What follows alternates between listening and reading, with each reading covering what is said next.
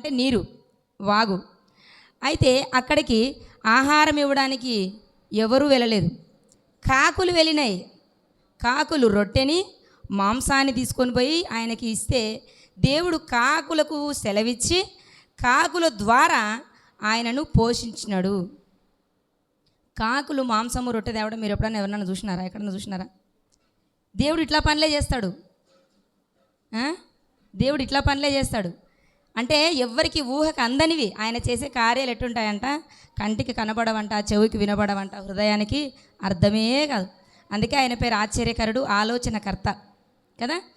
అయితే కాకులు ఆయనకు మాంసము రొట్టెను తెచ్చిస్తుంటే ఆయన చూడు ఫుల్, అందరూ వర్షాలు లేక కరువులో ఉంటే ఇక్కడ ఏలియా మాత్రము కెరూతు వాగు దగ్గర చక్కగా నీళ్లు తాగుతూ ఆహారం పూటకు రొట్టె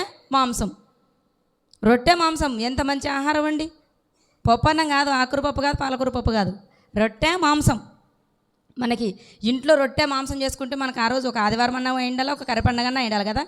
అయితే ప్రతిరోజు కర్రపండగనే ఎవరికి? ఏలియా గారికి. ప్రతిరోజు ఆదివారమే ఆయన తింటూనే ఉన్నాడు. ఆ విధంగా అయిన తర్వాత కెరూతు వాగు ఆగిపోయింది, ఇంకా ఎండిపోయింది.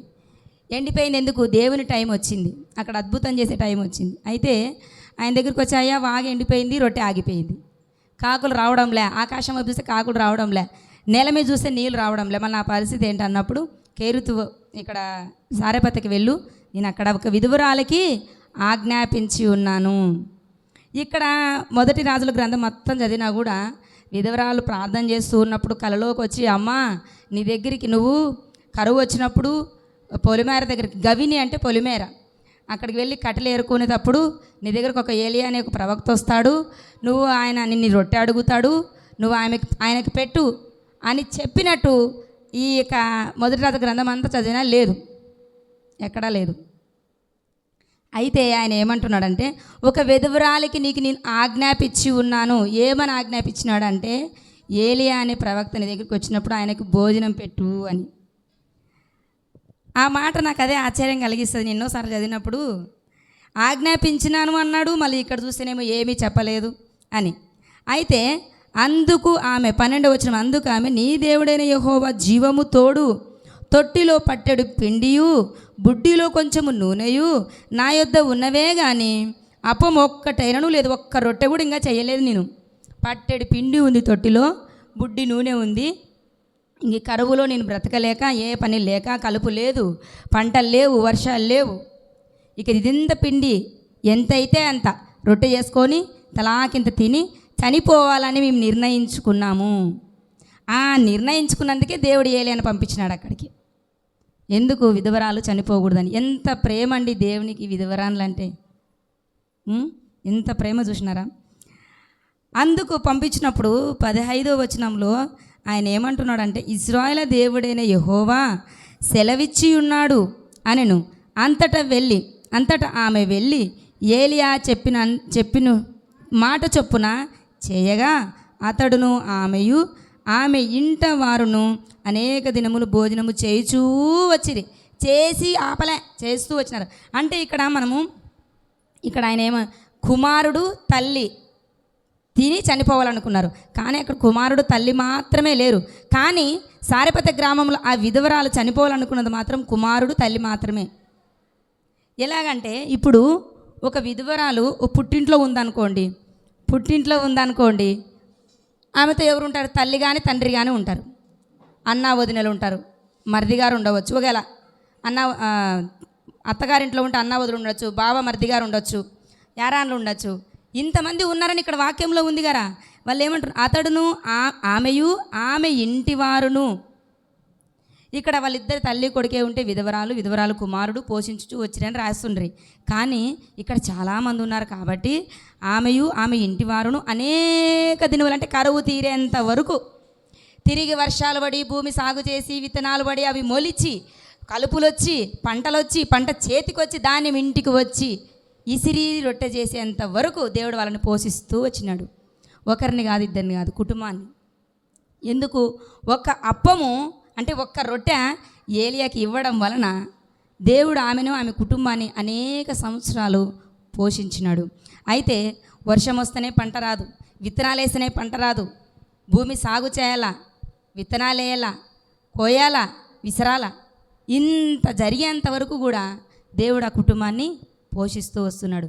అంటే దీనికి అర్థం ఏమిటి అంటే, విధవరాలు చేయెత్తి ఒకరిని పోషిస్తే తిరిగి విధవరాలకి 1000 రెట్లు ఫలము దేవుడు ఇస్తాడని దీని అర్థం.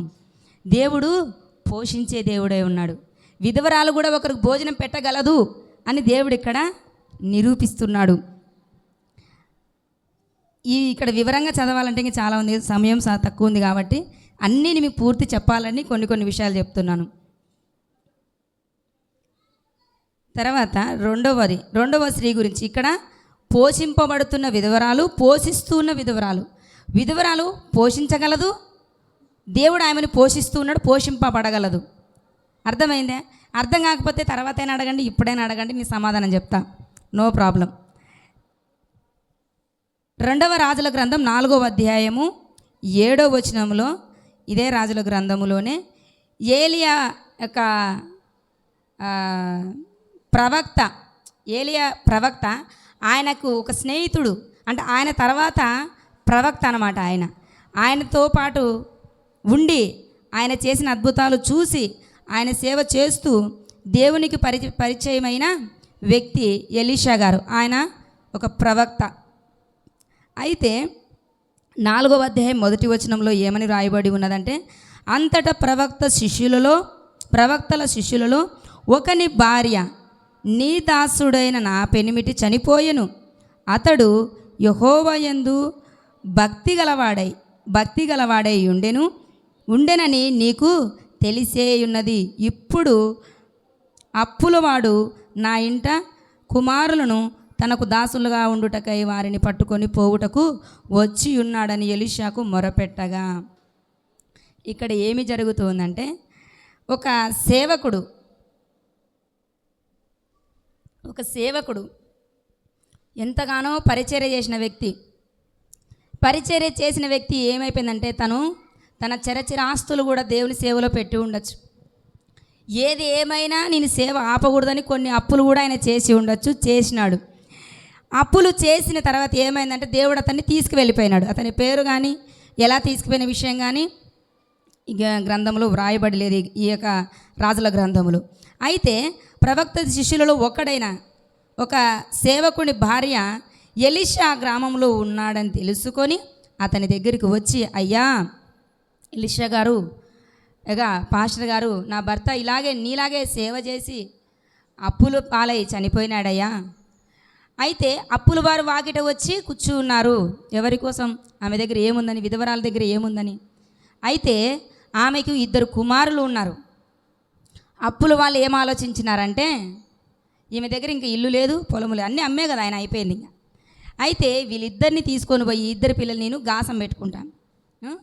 ఇప్పుడు కూడా గొర్రెల కాడ పెట్టుకున్న వాళ్ళు ఉంటారు కదా, పెద్ద పెద్ద రెడ్లు, పల్లెటూళ్ళ రెడ్లు గాసానికి పెట్టుకుంటారు, వాళ్ళకి పేడగాస ఎత్తేసేకి, వాళ్ళ పనులు చేసేకి. అట్లా పెట్టుకొని నా అప్పు తీర్చుకుంటా, ఇంకా జీవితాంతం నా దగ్గరే అని అనుకున్నప్పుడు ఈ యొక్క విధవరాలు ఏమనుకుందంటే, నాకుండదు జీవనాధారం 5 కుమారులే, వీళ్ళిద్దరిని ఈయన లాక్కొని పోతే మరి నా పరిస్థితి ఏమి? అప్పుడు ఆమెకు జీవము కలిగిన దేవుడు గుర్తొచ్చినాడు. ఆయన సేవకుడైన ఎలీషా గుర్తొచ్చి ఆయన దగ్గరికి పరిగెత్తుకొని వచ్చి అయ్యా, ఇక సేవకుడి భార్యను నేను, నా పరిస్థితి ఇది అని చెప్పినప్పుడు ఆయన ఒక మాట ఏమడిగినాడంటే ఆమెని, అమ్మా, నా వలన నీకేమైనా కావాలని నువ్వు ఆశిస్తూ ఉన్నావా? అంటే నేను ఏమి చేయగలను, నా దగ్గరకు వచ్చినావు, నీకు నేనేం చేయాలా అని అడిగిన. ఎలీషా, నా వలన నీకేమి కావాలను, నీ ఇంట ఏముందో నాకు చెప్పు అని ఆమెను అడుగుతూ ఉన్నాడు. దేవుడు సూటిగా మిమ్మల్ని నన్ను ఒక మాట అడుగుతున్నాడు, మీ యొద్ద ఏమున్నది దేవునికి ఇవ్వడానికి, దేవునికి చూపడానికి, దేవుని దగ్గర నిలబెట్టడానికి? నీ యొద్ద ఏదైనా ఉంటే అది దేవునికి ఇస్తే దాన్ని 1000 దేవుడు ప్రతిఫలము నీకు ఇస్తాడు. అయితే ఆమె ఏమంటుందంటే, నా యొద్ద ఏమీ లేదయ్యా, బుడ్డి నూనె తప్ప. ఇక్కడ కూడా నూనె చెప్తున్నాడు, బుడ్డి నూనె తప్ప నా దగ్గర ఏమీ కూడా లేదు. ఇవి చదవచ్చిన తర్వాత అయినా చదువుకోండి. 2వ రాజుల గ్రంథం 4వ అధ్యాయం నుంచి 5వ అధ్యాయం వరకు. నేను నీకు అన్ని విషయాలు చెప్పాలనే విషయంతో నేను అధ్యాయాలు చదివించలేకపోతున్నాను. అయితే బుడ్డెడు నూనె తప్ప నా దగ్గర ఏమీ లేదయ్యా అన్నప్పుడు ఆయన ఏమంటూ ఉన్నాడంటే, అమ్మా, నీ కుమారులు 2, నీ ఇరిగింటికి పొరిగింటికి వెళ్ళి మట్టి కుండలే కదా, అప్పుడు నీళ్ళు తేవాలన్నా మట్టి కుండలే, నూనె కావాలన్నా మట్టి కుండలే, ఏం చేయాలన్నా మట్టి కుండలే కదా. అలాంటి కుండలు ఏమన్నా ఇస్తారేమో, మీరందరూ ఏం చేయాలి, అరువుకు తెచ్చుకో. అరువు కంటే వాడుకొని తిరిగి ఇచ్చేదాన్ని అరువు అంటారు కదా. అరువుకు తెచ్చుకో అన్నప్పుడు ఇద్దరు కుమారులు, తల్లి, ముగ్గురు 3 లైన్లలోకి పోయి వాళ్ళకి ఎన్ని కుండలు ఇస్తారో అవన్నీ ఇప్పించుకొచ్చుకొని పెట్టుకున్నారు. పెట్టుకున్న తర్వాత ఆయన ఏమన్నాడంటే, నీ 2 కుమారులు నువ్వు తెచ్చిన కుండలన్నీ మీరు ఇంట్లో పెట్టుకొని మీరు ఇంట్లోకి వెళ్ళి తలుపు వేసుకొని మీ బుడ్డిలో నూనె ఉంది కదా, ఆ నూనెని ఈ కుండలలో నింపుతూ రండి. అప్పుడు విధవరాలకి ఆలోచన రాలేదా? మీకు రాలేదా ఆలోచన? ఒక బుడ్డిలో నూనె ఎన్ని కుండలలో పోస్తారు? ఎన్ని కుండలు నిండుతాయా? ఆమెకు ఆ ఆలోచన రాలే. ఎందుకు రాలేదు? ఆమె సేవకుడు భార్య, తెలుసు ఆమెకు దేవుని కృప ఏమనేది. తర్వాత ఆమె ఏమీ ఆలోచించలేదు. దేవుడు ఒక మాట మన జీవితంలో చెయ్యి అని చెప్పినప్పుడు మనము ఒక్క నిమిషం కూడా ఆలోచించకూడదు. ఇది ఇలా జరుగుతుందా, ఇది ఇలా చేయగలమా, ఇది ఇట్లా అవుతుందా, ఓ దేవుడేమిలే పరలోకం ఎందుకు చెప్తాడులే, అవుతుందా ఇది అని అనుకుంటాం. అలా అనుకోలేదు వాళ్ళు. లోపలికి వెళ్ళి తలుపేసుకొని ఆ బుడ్డిలో నూనె అంట నింపితే ఈ బాటిల్ తాగితే అయిపోతుంది కదా. ఆమె బుడ్డిలో నూనె కుండలలో పోస్తూ ఉంది, కుండలు నిండుతూ ఉన్నాయి, బుడ్డిలో నూనె అయిపోలే. ఇంకో కుండ దగ్గరికి వచ్చింది, ఇంకో కుండ దగ్గరికి వచ్చింది, ఇంకో కుండ దగ్గరికి వచ్చి కుండలన్నీ నిండిపోయినాయి. అయితే ఎలీషా ప్రవర్త ఏమంటున్నాడు అంటే, నిండిన కుండలన్నీ ఒక పక్క పెట్టండి. అన్నీ అయిపోయినాయి, కుండలన్నీ నిండిపోయినాయి. తర్వాత ఎప్పుడు వరకు ఆగలేదు నూనెది? కుండలన్నీ నిండిపోయేంత వరకు ఆగలేదు కాదు నూనె. ఎలీషా ప్రవర్త చెప్పేంతవరకు నూనె వస్తూనే ఉంది. ఇక్కడ చూడండి, ఈ వచనంలో ఏముందంటే 15వ వచనంలో 7వ వచనంలో, అతడు నీవు పోయి ఆ నూనెను అమ్మి నీ అప్పులు తీర్చుకొనుము. ఆమె దైవజనుడైన అతని యొద్దకు వచ్చి సంగతి తెలియజెప్పగా, ఒక్క నిమిషం,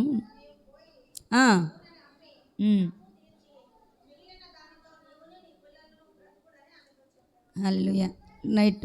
అంటే ఇక్కడ ఆమె వచ్చి నిండినవి అని చెప్పేంతవరకు, అప్పుడు ఒక నిమిషం,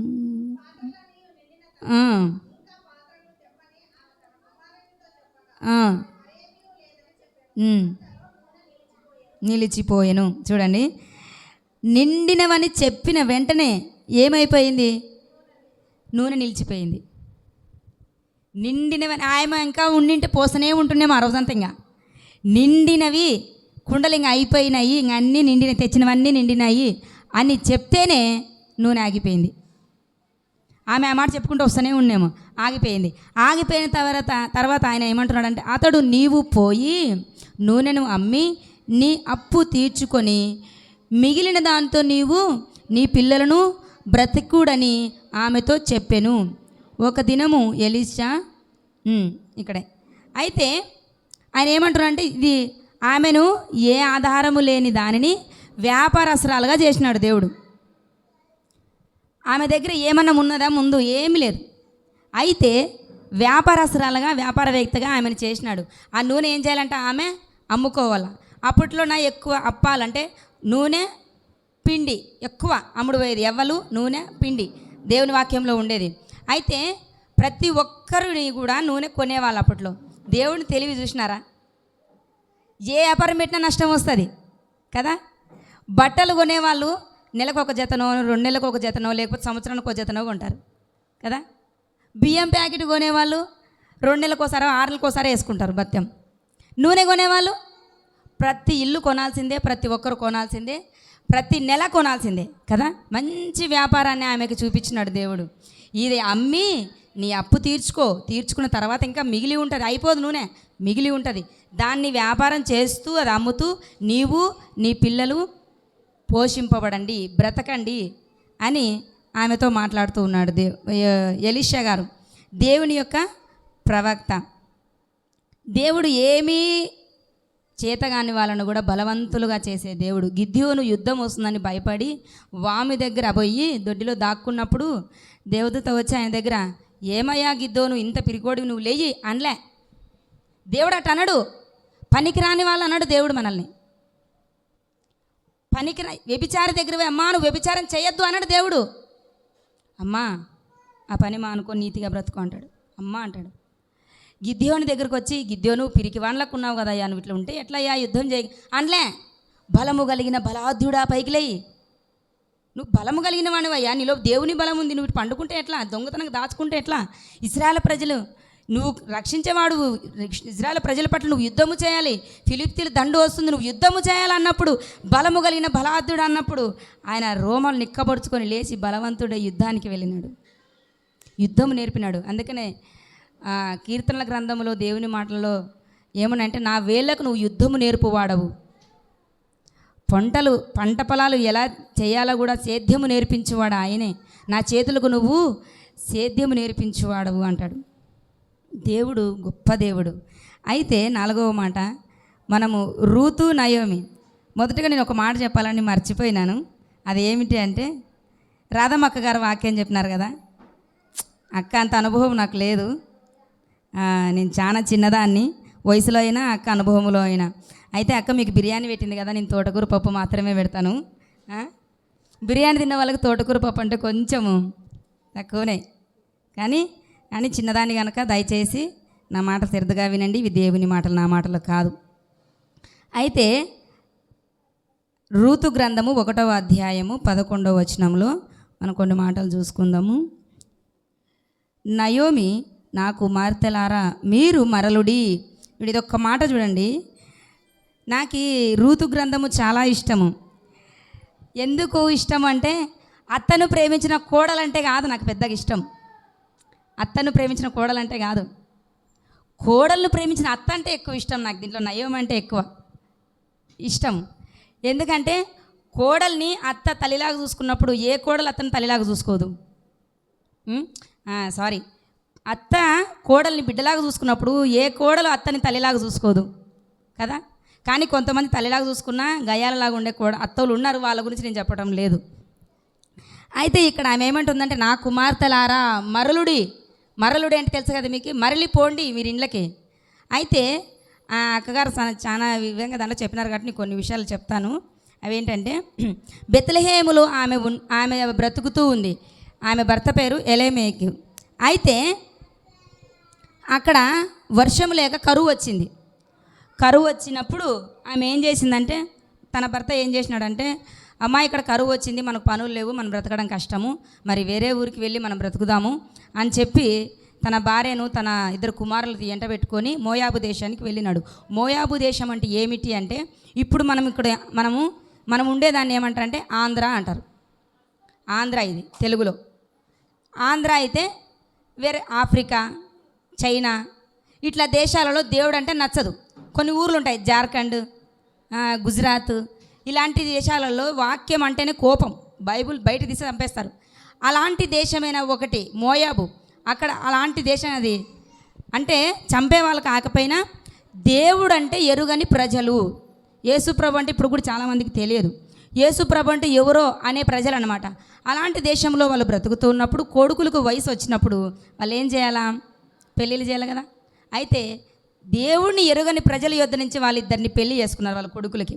ఒక ఆమె పేరు రూతు, ఒక ఆమె పేరు ఓర్ప. వాళ్ళు చిన్నోళ్ళు ఎవరో పెద్దోళ్ళు ఎవరో నాకు తెలియదు, బైబిల్లో రాయబడలేదు. చిన్న కోడలు ఎవరో, నయముకి పెద్ద కోడలు ఎవరో తెలియదు. అయితే వాళ్ళిద్దరు కోడళ్ళు ఇంట్లోకి వచ్చినప్పుడు కొన్ని సంవత్సరాలు వాళ్ళు కలిసి మెలిసి ఉన్నప్పుడు తర్వాత వాళ్ళు ఆశీర్వాదింపబడిన దేశం అనగా బెత్లెహేము, దేవుని జన్మస్థానం, దాన్ని వదిలి ఇలా కొద్ది కరువు వచ్చిందని ఆ కరువు తట్టుకోలేక దేవుడు ఎరుగని ప్రజలు ఉన్న మోయాబు దేశానికి వాళ్ళు వచ్చినప్పుడు అక్కడ వాళ్ళకి శాపం వెంటాడింది. దేవునికి వ్యతిరేకంగా చేస్తే దేవుడు మొత్తుతాడు. అయితే ఆయన కోపం వచ్చిన ఆ యొక్క కాలక్రమంలో జరిగిన ఆ యొక్క ప్రక్రియ ఏమిటి అంటే, మొదటిగా నయోమి గారి భర్త చనిపోయినాడు. తర్వాత 2 కుమారులు చనిపోయినారు. ఎన్ని సంవత్సరాల కోరి చనిపోయినారు నాకు తెలియదు, బైబిల్లో లేదు కనుక చనిపోయినారు. చనిపోయిన తర్వాత ఇప్పుడు అత్త విధవరాలైంది, 2 కోడళ్ళు కూడా విధవరాయలైనారు. ఒక ఇంట్లో 3 విధవరాలు ఉంటే ఆ ఇల్లు ఎలా ఉంటుంది ఒకసారి ఆలోచన చేయండి. ఆ ఇంట్లో ఎంత అంగలార్పు ఉంటుంది, ఎంత వేదన ఉంటుంది. కరువు ఉండకపోవచ్చు ఒకవేళ, ఎందుకంటే కోడళ్ళు విధవరాన్లే యవనస్తులే కాబట్టి సంపాదించుకొని వాళ్ళ కడుపుకు పోషించబడుతూ ఉండవచ్చు. అయితే అలాంటి సిచ్యువేషన్స్లో ఉన్నప్పుడు వాళ్ళు ఇంకా ఆమెకి ఒక మాట తెలిసింది, ఒక వార్త తెలిసింది. ఎవరికి? నయోమి గారికి. ఏమని వార్త తెలిసిందంటే, అమ్మ బెత్లెహేములో దేవుడు మంచి వర్షాలు పంటలు ఇస్తున్నాడు. బాబా ఏమన్నా కూలే, ఏమన్నా డబ్బులా, సంపాదించుకున్న వాళ్ళకి సంపాదించుకున్నంత. కూలిపోతే 150 అంట, కుప్పలెత్తకపోతే 200 అంట. కూలి చేయలేకపోతున్నారు, జనం తక్కువ వస్తున్నారు. ఇప్పుడు మీరు ముగ్గురు పోయి చేయాలి, ఇంకా లేయండి ఇంక అని చెప్పి విన్నింది ఆమె. అబ్బా బెత్లెహేములో వర్షాలు వస్తున్నాయంట, పంటలు పండుతున్నాయంట. ఇంకా మాకేం అవసరం ఈ మోయాబులో ఉండడానికి, కరువు ఉందనే కదా మేము వచ్చింది, ఇంకా అక్కడ కరువు తిరిగిపోయినాక మాకేం అవసరం ఇడ అని చెప్పి ఆమె మూటాముళ్ళ సదురుకొని 2 కోడళ్ళు ఎంట పెట్టుకొని బయలుదేరింది. బయలుదేరుతూ ఉన్న సమయంలో నయోమి గారికి ఒక ఆలోచన వచ్చింది. అది ఏమిటి అంటే, అరే నాకు వయసు అయిపోయింది, నేను విధవరాలిని, ఇక నన్ను పట్టించుకున్న నాదుడు లేడు, నేను ఎలా పోతానో నాకే తెలియదు, ఏదో నా దేశానికి పోయి పడతా. కానీ నా 2 కుమార్తెలు అలా కాదు, నా కోడళ్ళు, వాళ్ళు యవ్వనస్తులు, వాళ్ళు నా జీవితంలాగా ముసలిలాగా ఇంట్లో ఉండడానికి వీలు లేదు. వీళ్ళని తిరిగి పుట్టింట్లోకి పంపిస్తే తల్లి తండ్రి మళ్ళీ ఆలోచన చేసి వీళ్ళకి ఇంకొక పెళ్లి చేస్తే వీళ్ళు బ్రతకడానికి అవకాశము దొరుకుతుంది, ఒక తోడు దొరుకుతుంది. దేవుని వాక్యంలో ఉంది కదా, నరుడు ఒంటరిగా ఉండడం మంచిది కాదు అని. అయితే ఆ విధంగా ఆలోచన చేసి, తల్లి అయితేనే ఆ విధంగా ఆలోచన చేస్తుంది కదా, ఆ విధంగా ఆలోచన చేసి వాళ్ళిద్దరిని, అమ్మ కుమార్తెలారా మీరు మరలుడి, మీ పుట్టింటికి వెళ్ళిపోండి, తిరిగి మీ యొక్క సంసార జీవితాన్ని కొనసాగించడానికి మీ తల్లిదండ్రులు మీకు తోడ్పడతారని కొన్ని మాటలు చెప్తూ ఉన్నప్పుడు అక్కడ వాళ్ళు ఏం చేస్తున్నారంట, అంతటా వారు వెలుగెత్తి ఏడ్చిరి.